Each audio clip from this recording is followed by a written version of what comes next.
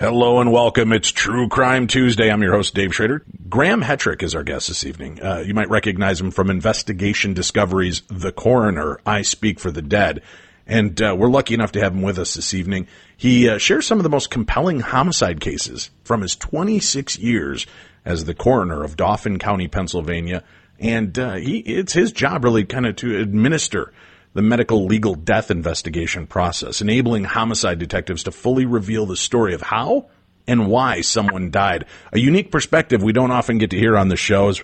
We usually just hear from the investigative reporters or the people that survive their encounters, and this will be a really fascinating look into true crime. Thank you so much for joining us tonight, Mr. Hetrick.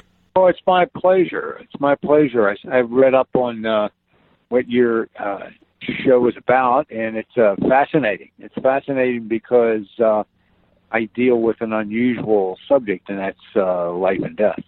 I think I'm a relatively good forensic scientist, but I also believe that I have seen supernatural phenomena dealing with death all the time.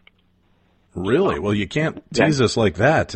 What type of phenomena have you seen that you would put into that category?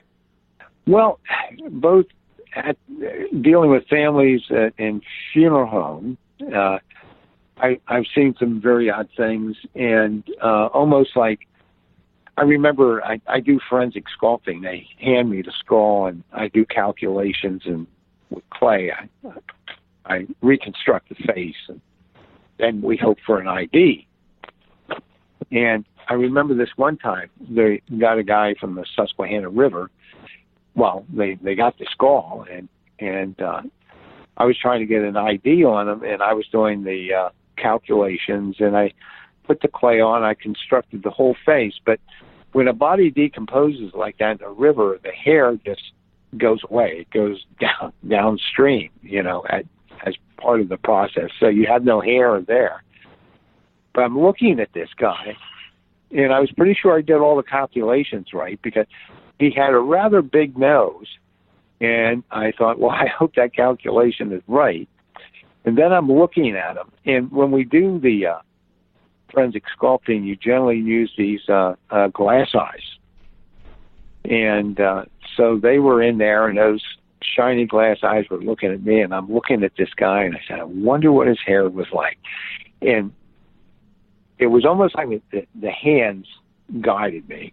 And I did this receding hairline where it was sort of to the front of the forehead, and then the sides were really, really went back, right? And the more I thought about that, the more I was convinced this had to be his hair. So they photographed the sculpture, and it was put in the paper, and we did get an ID. And I talked to the family, and it was a nephew, I think, that called in, and he says, "How did you know what his hair was like and how he combed it?" And I said, "I didn't." I said that it came to me, and he said, "Well, that's the way he did it. That's the way he did it." And it's just things like that, and also the presence that you can feel at some of the scenes that are very dark. It is as though the bodies at times speak to you, and at other times you can sense things like evil. I would guess, and I don't want to throw you under the bus with a question like this, and if it's something you're not comfortable answering, that's fine. I only bring it up because as you've opened up about that, I spoke to a coroner out of Illinois who found out what I do in the shows, and we were just chatting off the record, and he said, I'll never admit this live, but he said there are times when I'm trying to figure a case out and I'm trying to figure out what happened, and I've just asked him, you've got to let me know. You've got to help me. And he said, and Dave, there are times, I don't want to call it a whisper, but I'll get directed to something. I'll feel a voice direct me to something, and sure enough, when I look, there it is. There's the clue I was looking for. And he goes, and I don't know how else to explain it. He goes, it's supernatural, or is it just I've kicked in my brain to work through this Rubik's Cube of a puzzle, and it all falls into place. He goes, but I don't want to dismiss the fact that sometimes I think the victims help me.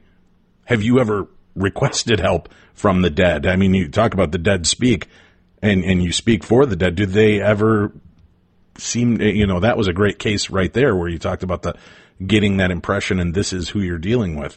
Have you ever heard or seen something that helped to kind of push you in a direction to solve a case like that? For the answer to that and so much more, make sure you subscribe to True Crime Tuesday. You can do that by going to darknessradio.com.